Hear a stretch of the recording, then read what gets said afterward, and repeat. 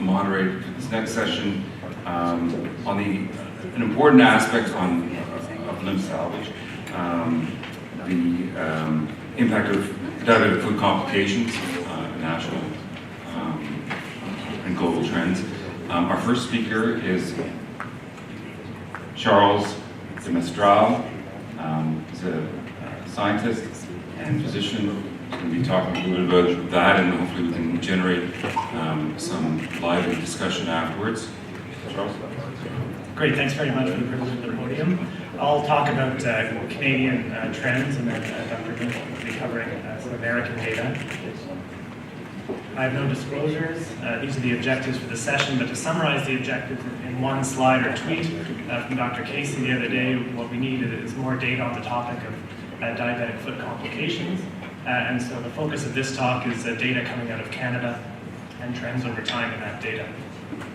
So I'll start with the good news stories. And in preparing for this talk, I went through PubMed publications on diabetic foot ulcer incidence, treatment, and amputations coming out of Canada. And as you can see over the last 20 years in the blue line there, the number of publications is increasing, and I think this curve is about to take off exponentially, I hope. And the red line is actually the number of papers explicitly discussing the structures of care of the teams that are helping manage these patients, and you can see that's also increasing. So I think that's really encouraging, and just highlighting some of the publications in the last 10 years or so across the country, so from Quebec, Ontario, Manitoba, talking about the multidisciplinary teams that do exist. And I think we just need to hear more about these teams and their makeup so that we can understand what different components are helping these regions. Here's another good news story. So Health Quality Ontario does track diabetic foot amputations amongst diabetic patients.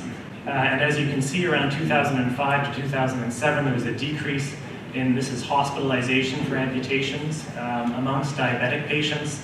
But then it seems to be plateauing, and unfortunately that leads us into the bad news part of this talk, which is that we looked at similar trends, but we changed the denominator from the diabetic patient to all Ontarians over the age of 40. And what you can see is, as opposed to seeing an improvement, what we're actually seeing is an increase in amputations at the population level. And that's almost certainly because diabetes is increasing, but as opposed to showing that this is a problem where we're making gains, it's actually an increasingly prevalent issue of limb loss. And this is based on a cohort of over 10,000 patients over the past 10 years in Ontario who've either had an amputation of the foot or their leg due to diabetes or peripheral arterial disease, and there's obviously huge synergy between the two.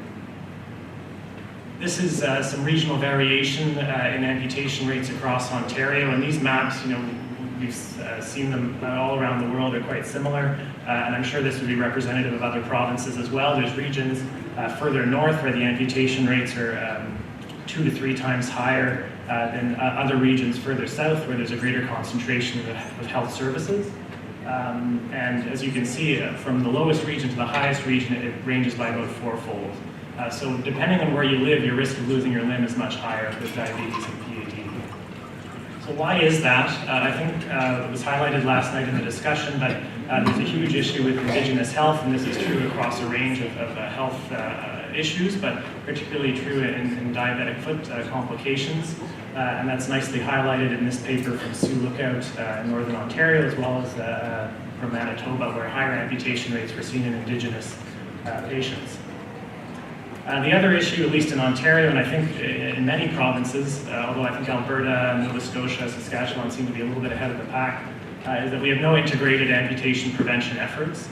And we can think of a whole slew of other areas of care, cancer care, traumatic injury, dialysis, cardiac care, where there are integrated systems of care that help and save lives. But that just isn't the case in terms of saving legs for Canadians, I think pretty much across the country. We've heard, all the time, we hear some really inspiring stories from limb preservation centers in the US and in Europe. And a lot of, we just heard a fantastic overview from Dr. Neville about the components of the teams that are in these centers.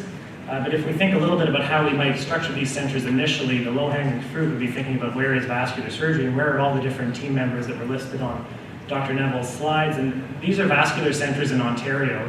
And if we were to set up a limb salvage center in every single center there, you would see that the hospitals are already clustered in areas where the amputation rates are low. That's where the amputation rates are already the lowest. So we need to think not just about the hospital and these limb preservation teams, but we need to think about what's happening further on at the outpatient and right into the patient's home. So there's a huge outpatient piece that really needs to be part of this discussion.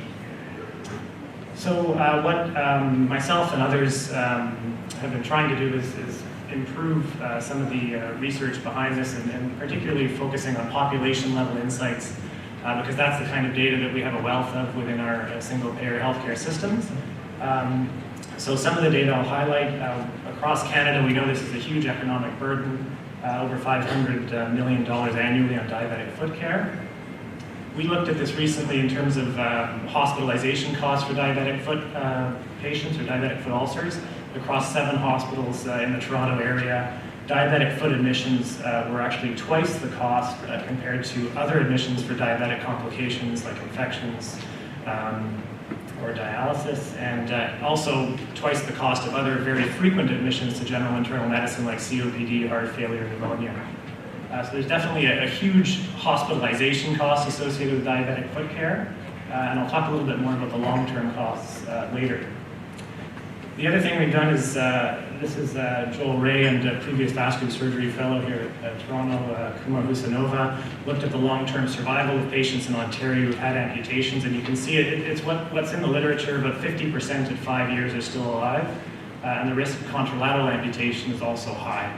This is both PAD and diabetes, so taking out trauma and cancer and other orthopedic complications. Little caveat to this is extending this right up to the time of the patient's death. We looked recently at end-of-life care, and you can imagine that amputees are almost the prototype of non-cancer need for palliative care, in that they have significant impact on their quality of life, their mobility, their long-term survival. They often have chronic pain issues. So this is a population where palliative care may be quite helpful. And when we looked at amputees compared to a control cohort with diabetes or peripheral arterial disease, what we found is that the costs of care in the last 90 days before amputees passed away, and this is up to 3 years after amputation, all their costs of care were higher, whether it's hospital care, physician services, outpatient care, home care, compared to a control cohort of patients who died with diabetes or PAD. But interestingly, so the physician services are higher for these patients, but when it comes to palliative care, there's less access to palliative care or less application of palliative care amongst amputees, and I think that just speaks to the fact that these are marginalized patients in many cases, not all, but in many. And amputees are more likely to die in hospital than at home compared to other diabetics. And I think this is really a population in need of focused care across the whole spectrum of their clinical course. This is a graph of healthcare cost trajectory. And so the spike that you see there is the time of major amputation. This is just over 10,000 major amputees. And if you follow, it's broken down into when patients died. So the orange line is actually a minority of patients. So 30% of patients, the orange line, those are those who survive beyond 5 years. So long-term survivors, the cost is on the y-axis, and this is cost to the Ministry of Health per month. And so they start off with some costs that suddenly spike at the time of amputation, and then it comes back down to the baseline in the orange line. But for everybody else, and that's 60% of amputees, their costs actually continue, the spike shoots up, and then their costs continue to rise and stay above their pre-amputation baseline. So what this is showing that the majority of amputees have a sustained increase in their healthcare costs. And this is hospital costs, home care costs, physician costs, medications for those over 65, everything from the perspective of the Ministry of Health. It's not including out-of-pocket costs, which are certainly more. So again, take-home message here, sustained increase in healthcare costs for most amputees in Ontario. And then finally, we've been trying to add a little bit to the evidence supporting preventative services and trying to understand why there are these variations in amputation rates across Ontario.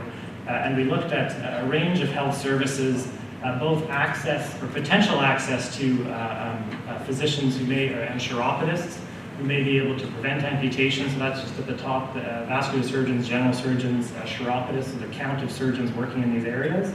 and then also the types of health services that were received prior to amputation as a proxy for how aggressive a region may be of revascularization. And the only thing that really jumps out is that if you're in a region where many patients are getting revascularized or seeing a vascular surgeon, those are the regions with low amputation rates. The regions with high amputation rates are more likely to have somebody not see a vascular surgeon or not get revascularized.